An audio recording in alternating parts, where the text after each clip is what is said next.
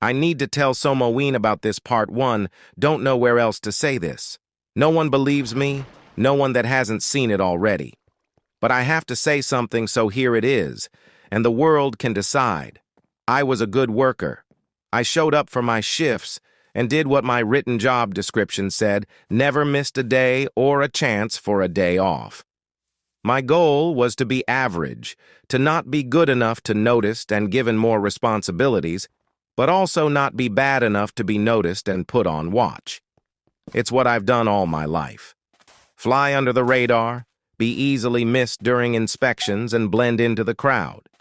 I got B's in school, had no intention of going to college or university, not like I'd ever be able to afford it, just wanted a secure job to let me afford my underachieving lifestyle.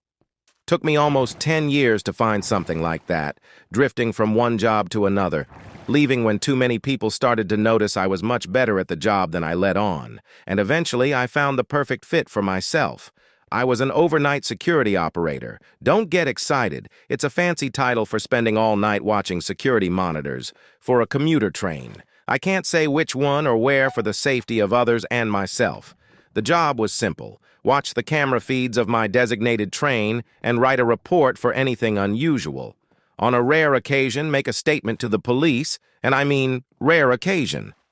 In my 5 years doing that job, I spoke to the police maybe twice before the incident.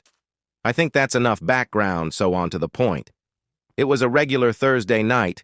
Shift started at 10 p.m., working with Larry, Bob, and Sue, not their real names for their safety and, more importantly, mine, watching the cameras.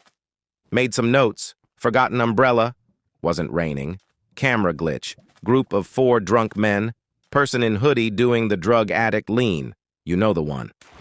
The camera glitch was expected. An extension to the rail line was recently completed, which included a very long tunnel through a hillside, which about the middle of it was so deep that the cameras would cut out for about 2 to 3 seconds.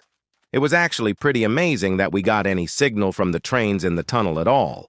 The wonders of signal boosters. But something about that night caught my attention. I didn't know what it was at first, just felt something was off. I ignored it that night because at 3 a.m., everything feels weird.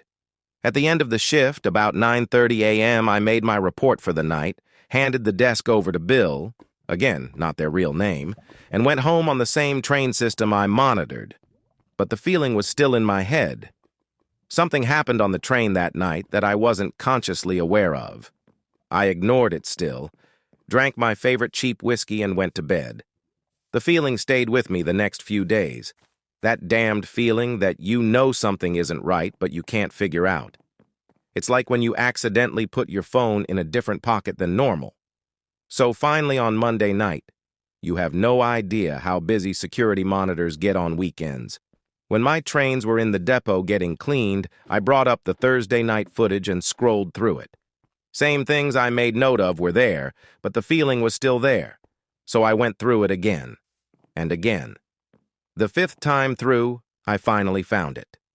On the 3rd wagon, almost in the blind spot between the cameras, at 2:58 a.m., was a regular person just playing a game on their phone. The camera glitched for 2 seconds, and they were gone. I thought maybe they just moved completely into the blind spot, but no, they were gone. Didn't get off the train, didn't reappear. I checked the entire recording of the night. I had no idea what to do.